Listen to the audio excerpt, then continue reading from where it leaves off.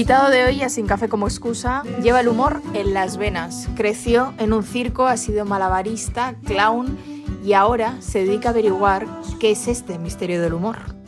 Leo Bassi, bienvenido a Telón y Cuenta Nueva y gracias por estar hoy con nosotros. Dedicado siempre a defender y difundir mis ideas, entonces venga a estar contigo. Empezamos las entrevistas, la temporada, reflexionando sobre cómo ha evolucionado el teatro. ¿Qué creéis que caracteriza al teatro que se está haciendo hoy? ¿Cómo ha evolucionado? ¿Ha cambiado algo? ¿No ha cambiado nada? Y sabes que a lo mejor no soy la persona más adaptado para contestarlo, porque yo vengo de otro mundo, yo vengo del circo, yo vengo de la calle, he hecho performance, cosas en las calles. Y el mundo del teatro es solo en la segunda parte de mi vida. Desde mis 40 y 50 años empezó a entrar en el teatro. Para mí el teatro era de otro planeta. Y vengo entonces, yo no puedo decir mucho sobre la evolución del teatro. Em, yo vengo, mi padre, mi abuelo, mi bisabuelo, mi bisabuelo, desde 1840 estuvimos toda la familia trabajando en circos. Y yo creció en un circo y, y lo que pasó es que en los circos, yo he visto la decadencia del circo, el mundo había cambiado, la gente no iba ya no de la misma manera al circo, y entonces yo me he reciclado, reformado, cambiado mi vida totalmente. Y los espectáculos que hago en teatro, lo hago para narrar todo esto, para narrar que yo vengo de otro mundo y que soy. Entonces, otra vez, no me considero del mundo del teatro, pero me gusta trabajar en el teatro, pero no soy del teatro. Y ahora que decías cómo has vivido la decadencia del circo, ¿qué es lo que ha hecho que la gente ya no vaya al circo? Son muchísimas historias ahí. Quizás ya la pantalla, mira, estamos ahora hablando a 30 o 40 kilómetros de distancia, pero nos vemos.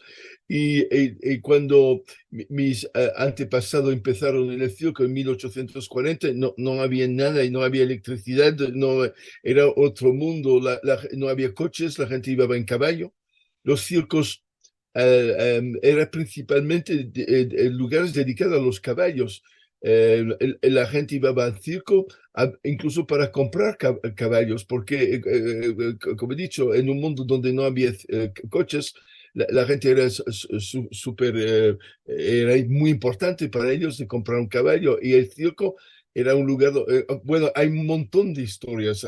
Entonces, el circo hace 150 años quizás era el lugar más importante de la sociedad. La gente iba para conocerse, para la aristocracia se hacía ver al circo y todo. Y, pues, y lentamente el mundo ha cambiado, la tecnología ha revolucionado nuestra manera de existir y el circo se ha quedado atrás. Y al fin se ha transformado, cuando yo estuve, era ya nostalgia. La gente iba al circo como, con una idea de nostalgia, de ver lo que era el pasado y todo. Pero, pero las cosas humanas van así, hay un auge y después se queda muy importante y después cae. En mi opinión, hasta el teatro, ahora al principio he dicho que no podía hablar mucho del teatro porque no era mi mundo, pero del poco que conozco del teatro, pienso que se está, es, de un lado el teatro tiene mucho menos importancia que tenía antes. Porque la gente va teniendo informaciones de otra manera, pero si hay algo que está pasando, a lo mejor es esto una idea que el teatro es un templo del contacto humano.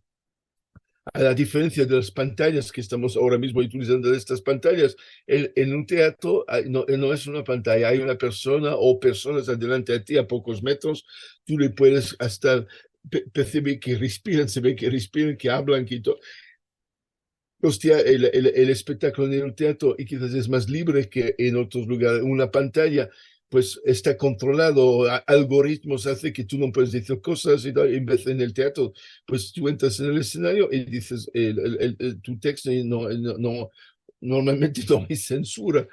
Entonces, el teatro se está transformando en un lugar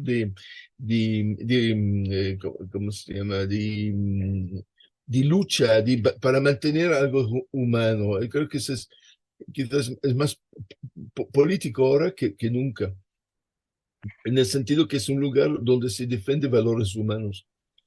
La función que precisamente haces en el Teatro del Barrio nos lleva a un homenaje a tu familia, a la tradición circense, que sin duda la llevas en las venas, como bien decías. ¿De dónde surge esa pulsión? ¿De dónde surge tu pasión por el circo? Entiendo que te has criado en un circo, pero ¿qué es lo que te enamoró siempre del circo? Porque el circo no era solo un espectáculo, era una utopía de las clases pobres en una sociedad como era antes, muy de clase social y donde arriba la aristocracia y los que con el dinero tenían total poder sobre todo, y pues y los demás abajo no podían incluso decidir de sus propias vidas. Pues imagina, llega una carpa y dentro hay gente que de un día están en un sitio, el otro día están là, viajan de un país a otro, bajo la carpa. No hay clases sociales, un malabarista no es aristocrático o es un malabarista, un payaso. Y entonces había una utopía. Y era un lugar revolucionario. Mi abuelo, mi bisabuelo, que yo he conocido cuando era muy pequeño, hablaba continuamente en términos políticos, diciendo que nosotros éramos portavoces de las clases populares, que nosotros teníamos una misión y era de mantener esta es una visión utópica de la cosa. En el circo había muchas nacionalidades. Yo mismo soy un ejemplo. Tengo muchas nacionalidades. En los circos las familias se creaban así. Entonces el malabarista alemán se casa con una italiana, después los hijos nacen no sé dónde. Y entonces esto también era un lugar cosmopolito e internacionalista. Y entonces había a la fin muchos aspectos de la Revolución Francesa, de los grandes movimientos revolucionarios del siglo XIX. Y la gente, al principio por lo menos del circo, era muy consciente de esto, era mantener, mi abuelo, era para él la libertad de poder decidir dónde viajar, dónde ir, qué decir en el escenario, era el más importante. Y la gente iba, yo creo que el público también iba al circo por la magia. Tú imaginas, tú estás en un pequeño pueblo perdido en la Castilla perdida, trabajando todo el día en el campo y de repente tú ves en un sitio, en una carpa, de gente de países diferentes, incluso negros, amarillos, colores diferentes, y con una alegría, música y todo. Y esto dura un día, 2 días, después el circo se va y todo vuelve a la rutina y a la monotonía de antes.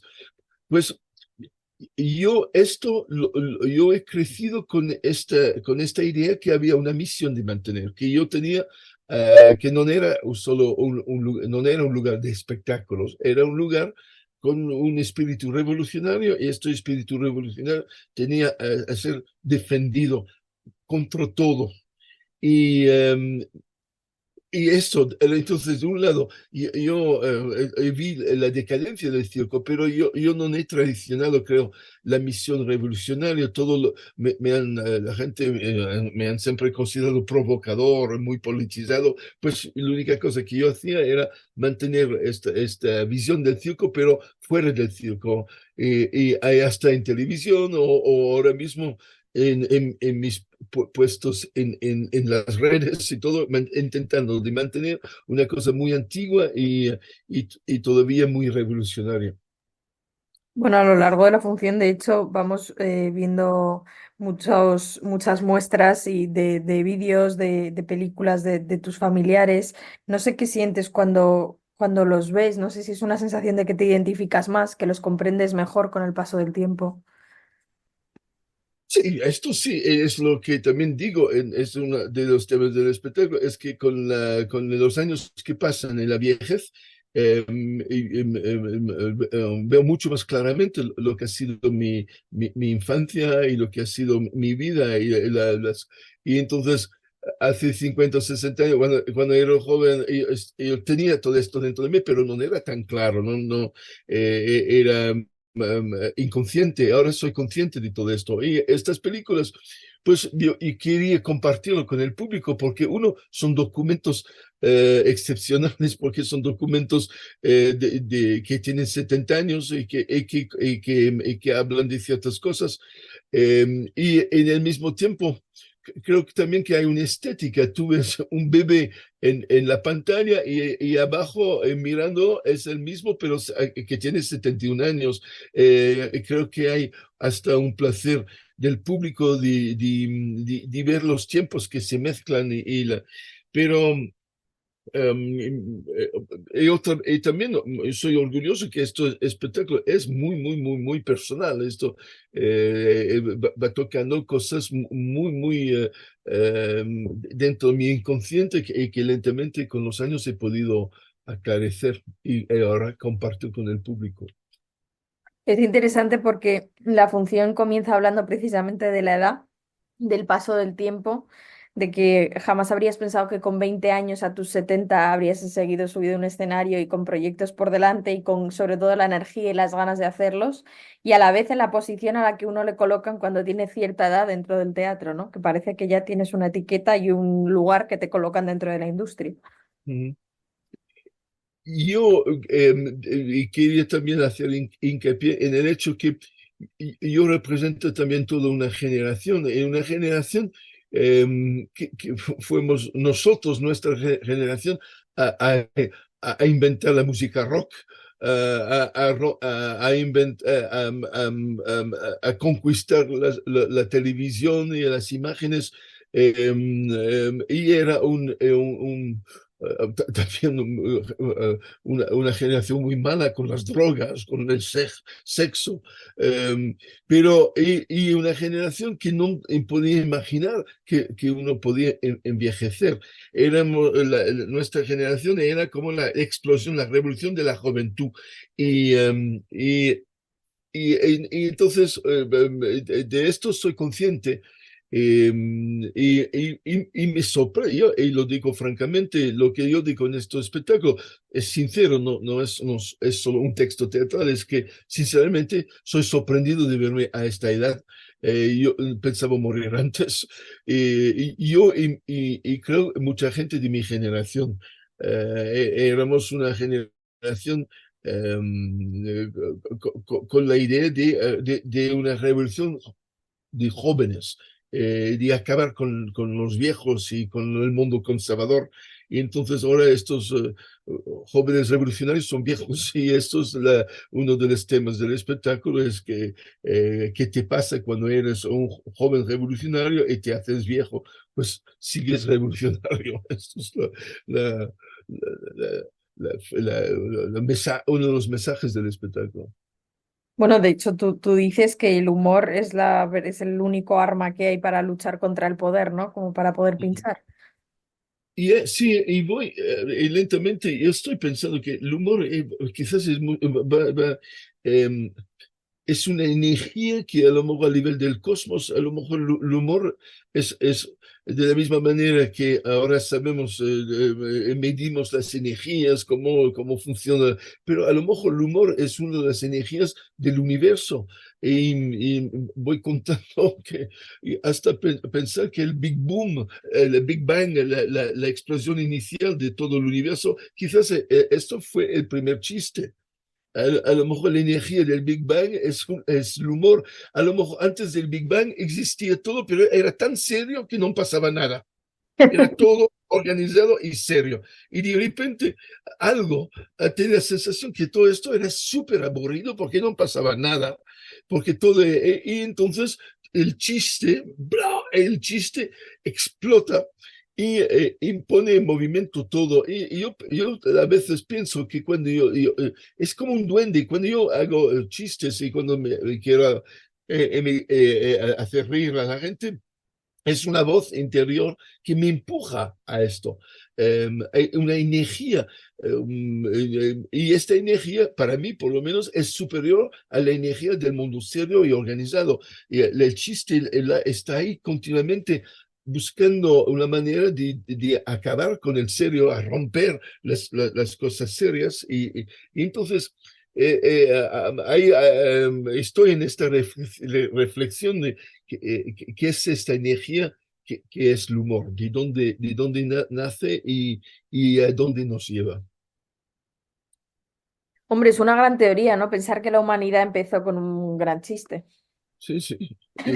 De algún sitio pienso que yo lo creo, porque si no, el mundo serio es racional y el mundo racional no es sorprendente porque la racionalidad es precisamente lo que va buscando la organización y el chiste desorganiza, crea el caos y el caos es mucho más creativo.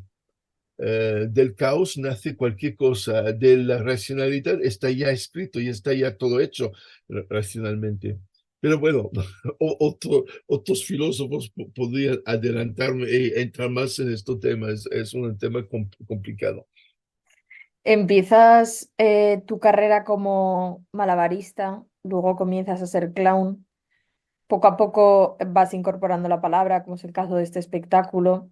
El humor está allá donde lo busques. La manera de hacerlo al final es como solo el canal, quiero decir, siempre hay como una forma de estirar hasta encontrar el humor, hasta encontrar la Sí, comedia. sí, sí. Yo creo que el humor es una energía, es algo y que puede expresarse en palabras o en movimientos pues, y quizás sí, también en sonidos. Yo creo que y puede variar con los años también. Ahora, cuando más joven, mi sentido de humor era muy violento, muy agresivo, energía, cosas. Ahora el humor estoy buscando las contradicciones más profundas en las cosas y no necesito la misma violencia como antes. em, es eso. El humor no es una fórmula, es una energía y esta energía puede expresarse de muchas maneras diferentes. Supongo que en el fondo nunca ha habido un buen momento para el humor, a pesar de que digamos que ahora vivimos, se dice mucho, ¿no? Que se vive un mal momento para el humor, para la comedia, pero tú tienes esa sensación, ¿o es que siempre tenemos la misma sensación, o que con el paso del tiempo pues toleramos un humor que antes no tolerábamos y viceversa? Pues, todo esto es súper complicado. Yo he hecho humor en sitios donde había mucha censura.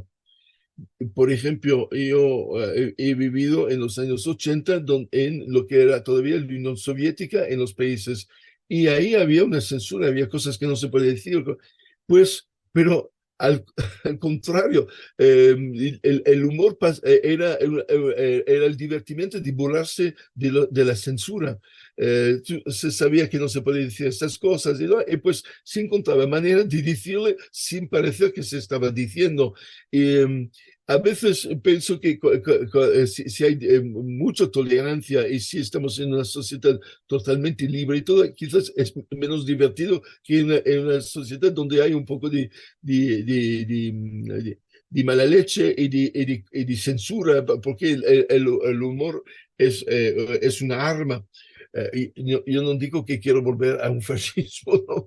Para ser cómico, pero te voy a decir una cosa, se puede hablar 24 horas del humor y tampoco empezar a saber lo que es. Es tan complicado y va en tantas direcciones diferentes que creo que es una de las actividades más complejos de la mente, porque es a la vez inteligencia, racionalidad, pero hay también todo estos, hay instintos, hay sexualidad, hay muchas cosas que entran y muy complicado. Entonces, y yo no sé si hay buenos momentos o malos momentos del humor. y te digo, incluso en los peores momentos de la sociedad, con una represión fascista o todo, pues el humor está ahí. El humor encuentra maneras de salir. El humor es valiente. Mira cuántos bufones acabaron en la hoguera en la época de la Inquisición. Había argumentos que no se podía decir, pues la gente tenía más ganas todavía de oír chistes sobre lo que era prohibido. Y algunos pobres bufones y otros han conseguido burlarse de la Inquisición y se acabaron en la hoguera. Um, pues es eso, yo creo que cuando tú tienes esta cosa, el duende del humor, eh, te empuja muy lejos y te empuja incluso hasta arriesgar tu propia vida. Me pusieron una bomba en el Teatro Alfil en el 2006, el 1 de marzo de 2006, por un espectáculo de revelación donde yo me burlaba y me miraba del monoteísmo y del cristianismo y todo, y pues a ciertas personas no les gustaba en absoluto nada lo que esta posibilidad de reírse de lo que ellos pensaban que era santo. Pues pusieron casi 1 kilo de explosiva al lado de mi camerino. No explotó, fue visto por un técnico del teatro y la policía llegó a quitarlo. Pero o hasta mi capilla, tengo una capilla dedicada a los patos, mi Vaticano, la iglesia de los patitos, pues en el 2016 lo quemaron, rompieron las puertas y alguien ha tirado de la gasolina o algo así, en líquido inflamable y casi quemaron casi todo el edificio y llegó los bomberos y nos salvaron. Pero para decir los peligros cuando tú tienes esta cosa de querer hacer reír, hay ciertas personas que no lo aceptan. Bueno, es que nunca va a haber un humor universal, ¿no? No, no, y por eso, si tú no te gusta, pues tú te vas, apagas y dejas que otras personas, si nadie se ríe a los chistes, pues se va a pagar por sí mismo, porque si el chiste no es divertido y si no hay público a ver estos chistes, pues este humor se va a apagar. Ahora, si el humor hace reír gente, e incluso mucha gente, y si esta gente es dispuesta a pagar una entrada para reírse, pues en una democracia, pues es legítimo. Y si no te gusta, pues tú no vas en este teatro, te vas a otro sitio. El humor tiene algo curioso que a mí me llama mucho la atención, que siempre me parece muy difícil porque, a diferencia del drama, casi todos nos emocionamos o lloramos por lo mismo o por cosas muy similares, pero no pasa lo mismo con el humor. No a todos nos dispara lo mismo una carcajada, con lo cual es muy difícil crear ahí la empatía con cada persona del público. Pues la cosa se va de la otra forma, es que lentamente tú entras en tu estilo de humor, tú tienes un carácter, una persona tiene su carácter, tiene su estilo de humor, y viene un público y a los que no le gustan no volverán nunca más a verte. A las personas que le han gustado, pues a lo mejor dicen, vamos a ver el nuevo espectáculo y este o de este, y lentamente con los años se forma un público de gente que son básicamente aficionados tuyos y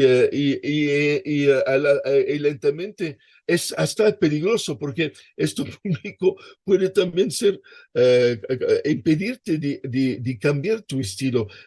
A un público lentamente se acostumbra a una cosa, quiere ver esto de su actor o de su cómico, y si el cómico quiere innovar o cambiar su estilo, puede encontrarse con el enfado de su público que quieren ver lo que él hacía antes. Y esto a veces me ha pasado, porque yo a lo largo de mi vida he pasado por diferentes fases. Como he dicho, ahora mis espectáculos son quizás más poéticos y más profundos que antes. Y pues hay gente que me dice, a mí me gustaba cuando tú tirabas cosas a la gente y dabas hostias y todo esto. Pues hace 20 años lo hacía porque me daba muchas ganas de hacerlo, pero ahora he cambiado. Y este espectáculo, el 70, estoy hablando de este cambio también.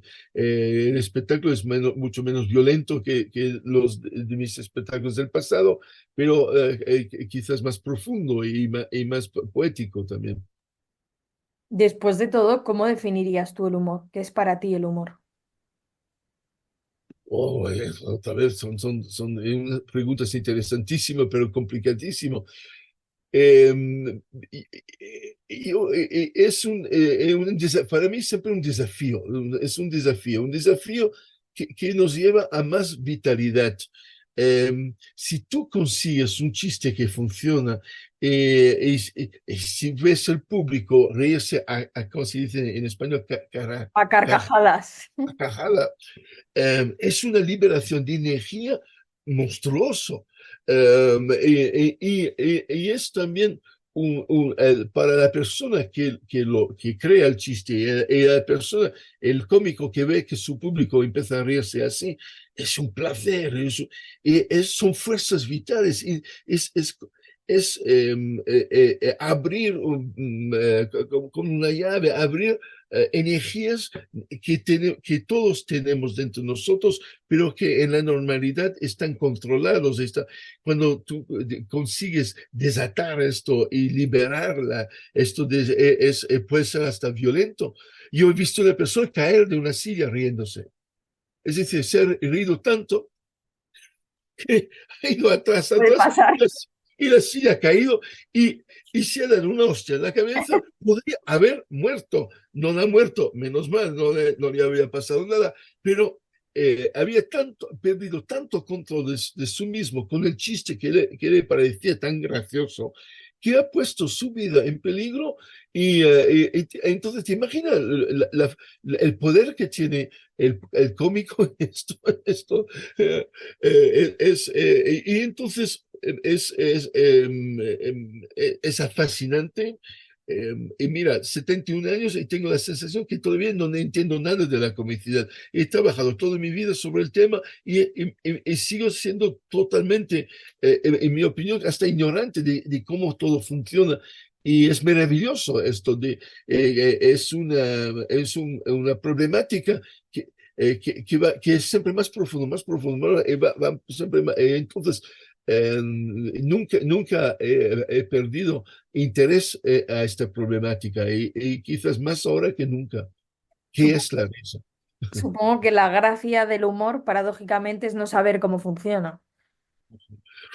Sí, puede ser que sí, si un día alguien dice, bueno, la risa es eso, pues sería poco gracioso, esta cosa sería bastante triste. Y creo que, pero en toda sinceridad, pienso que tardaremos mucho. Y mira para llegar a esto, y mira por dónde una mujer ha venido, me ha hablado muchas horas, porque estaba trabajando sobre inteligencia artificial y quería ver cómo medir con inteligencia artificial si era posible hacer reír. Y esto es una problemática interesantísima, porque la inteligencia artificial es total racionalidad y es también de poder utilizar millones y millones de chistes diferentes y todo, y asociarla y todo. Pues era para ella la cosa más difícil para la inteligencia artificial era sacar chistes, porque al fin tú ves el plumero atrás, ves que no es sincero, el chiste es como es falso, es que ha sido creado así, se ve el plumero, se ve que esto no es una mente humorística que la ha creado, pero es como es un sistema matemático, algoritmo pero el algoritmo no es divertido y se ve que hay un algoritmo atrás. Y esto hemos hablado muchas horas, esta mujer pidiéndome eso, cómo se puede orientar. Y entonces, hasta la inteligencia artificial, el desafío más grande será el humor. y lo necesitan, por ejemplo, avatares con los cuales tú puedes hablar y en un momento te hace un chiste para romper la monotonía o algo así. Pues no funciona porque es triste el chiste que sale de la inteligencia artificial. Interesante este tema. Leo Bassi, muchísimas gracias por habernos acercado a tu último espectáculo, 70 más, que está en el Teatro del Barrio. Y bueno, para humor, pues como bien decías, es un tema infinito y menos mal. Gracias por haber estado con nosotros. Gracias a ti.